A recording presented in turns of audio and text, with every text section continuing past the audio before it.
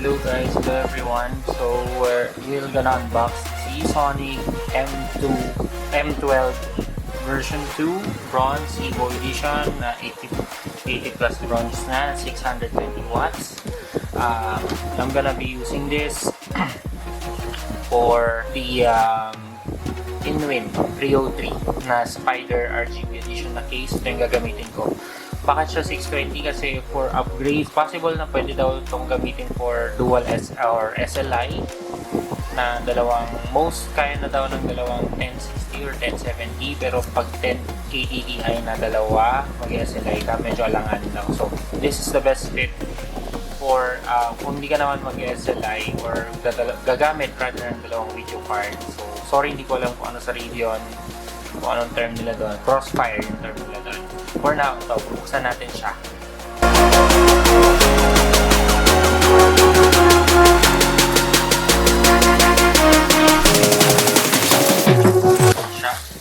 I'm gonna post the price here. You'll be able to see kung ano yung dito, price na to. For this, it's good for the budget. Really, really good for the budget. Kasi, full modular na siya, as you can see. So, for this, medyo actually premium nga yung box tsaka yung packaging nito, as you can see.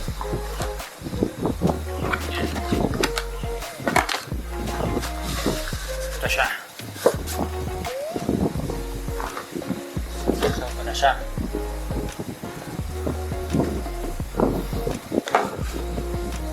Baliktad, sorry.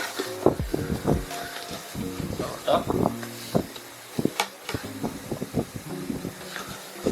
Ito yung laman niya. Buksan na natin.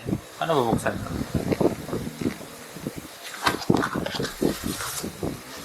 So, yung wall socket. So, ito yung kakabit sa likod. As usual. And then, ito, pang-cover to ng 24 pin, I guess. Kung hindi mo siya dadamitin. So, dito mo sasaksak. Sasaksak mo to sa 24 pins pag hindi mo siya dadamitin.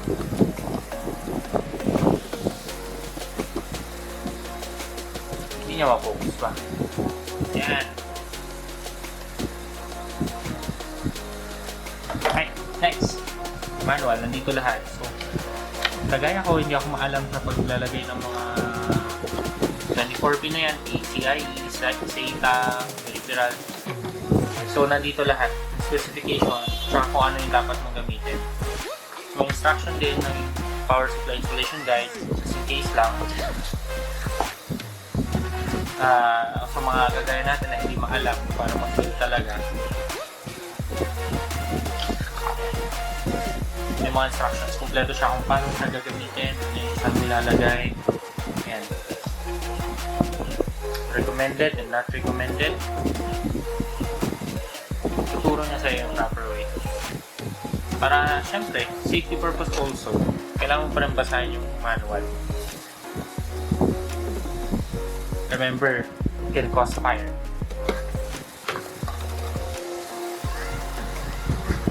Ay, so, ito, mga cables na to, here are the extra screws. Though, sa mga PC case, may mga may mga screws na din nakasama yon. Usually meron. Pero ito, si Seasonic nagbigay siya ng extra. Tsaka may sticker, kung if the sticker really matters to you, na kailangan may nakatikit dun sa ano. So, 4 siya. Extra screws rather. Ito yung mga cables na kailangan natin for the power supply. Pero buksan natin ito mamaya. Save din natin. Next, ito na siya. So, tingnan mo. It's really packed well kasi may foam. Just in case na alog-alog siya, it's really safe. No? Makapal yung foam. Medyo makapal yung quality. So, ito na yan. Yung case. Power supply. So, usually, direct na siya. Hindi mo na siya kailangan i-convert. So, from 100 to 240 volts siya. So, ito yung sinasaksak dyan. So, yun. And then, ito yung papunta sa wall socket. So, dito may switch ng on and off. For added sa security siguro na din. Security feature para hindi direct na ano yung kuryente dito. For example, nag-run out, so tina-turn off mo dapat to pag hindi mo ginagamit. So isasaksak mo muna siya bago mo siya i-turn on. So nandito yung mga specifications, ilang 40 volt ay ilang volts yung output, mga max output niya, ilang watts siya. So 50 to 60 Hz. Hindi ko alam kung para saan yan. 9 ampere yung mga ito. Yan. So, kung may makakaalam man kung ano para saan itong mga to, just comment down below para mabasa ko din, para marunong naman ako, diba? At matutunan din natin. So, nandito may specified naman PCIe, CPU, dito siya nakasaksak. Pero remember, mag-ano to? May instructions doon. So, kailangan muna natin basahin bago natin ilagay. Ito yung 24 pin para sa sa motherboard. And then SATA, and then mga peripherals dito, PCIe, and then CPU. Di ko talaga alam sure para saan, pero I'm gonna read the manual. So since di ko muna siya ilalagay, babalik ko muna siya dito. And this is the 124mm fan. Not really sure kung anong specifications yan, but I'm gonna check kung ano yung nakaspecify dun sa fan na yun.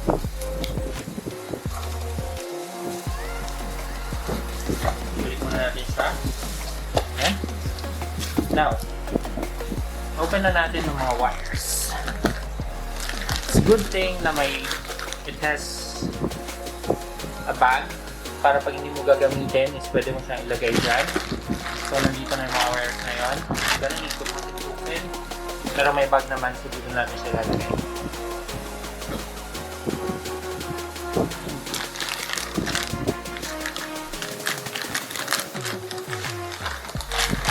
Talagang ginupit na lahat yun. So, let's start with this one.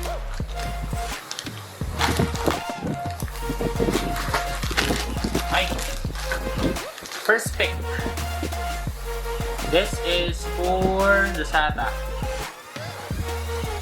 Sa mga hard drives, SSDs, ito yon. May 6-pin siya. And then, ito yung pupunta sa mga hard drive. SATA. Next one. So, dalawang ganon. 6-pin. 6-pin. Ayan. Tapos going to SATA sa mga hard disk. SSD, HDD, ito yun. Molex. Pero sabi nila kapag may floppy disk ito daw yung gamit nito eh. Molex to floppy disk. I'm not really sure para saan to. Pero we'll check the instruction. Manual kung para saan to. Click lang. Kita natin.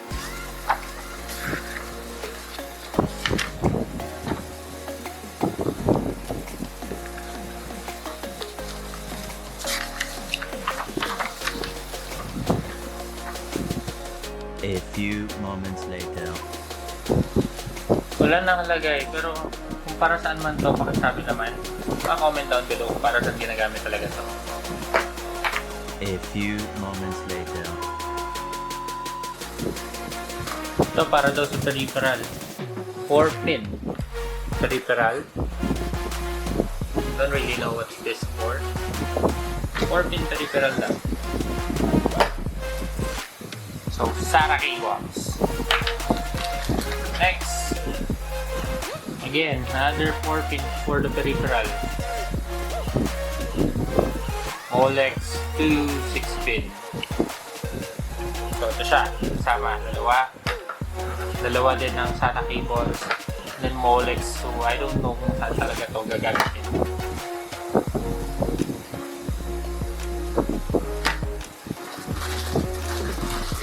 So, all the wires are black. Ito na yung 24 pin. May sleeve siya. Ayan. Focus natin. Ayan. May sleeve siya. So, maayos siya. No mustard color or red colors ng mga wires. All black in the sleeve. Ayan. may 24 pin siya, saka pwede mo siyang tanggalin, magiging 20 pin lang ito. Natatanggal to eh. Pero, hindi naman usually nangyayari. So, ito talaga yung buo. And then, may dalawang dito. 4,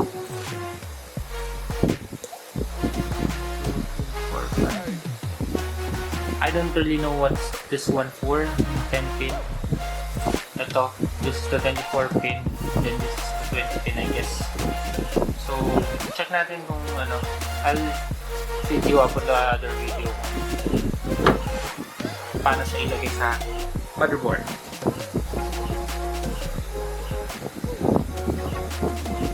And then the PCIe and 8 pin pero naka-converted 6 pin. Same on the other side, PCIe. Another PCIe, again yung recommended na nandun sa instruction kung paano siya gamitin properly. Okay, so ito.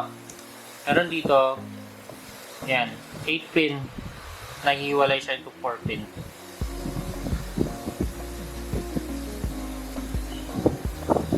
Sorry, hindi pala ito yun. My bad. So, 6 pin nagiging 8 pin siya. Ito, kino-convert lang. Na-attach lang siya. My bad. Misinformation.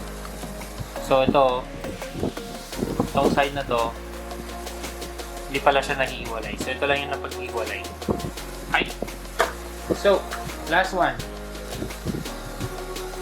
Ito, yung CPU, cables, ayan, dalawang 4 pin, maging 8 pin siya, to PSU. So, ito yung PSU, lalagay, ito yung papunta sa CPU. Usually, mga 4 pin na natin yung mga nakalagay doon, mga standard na motherboard.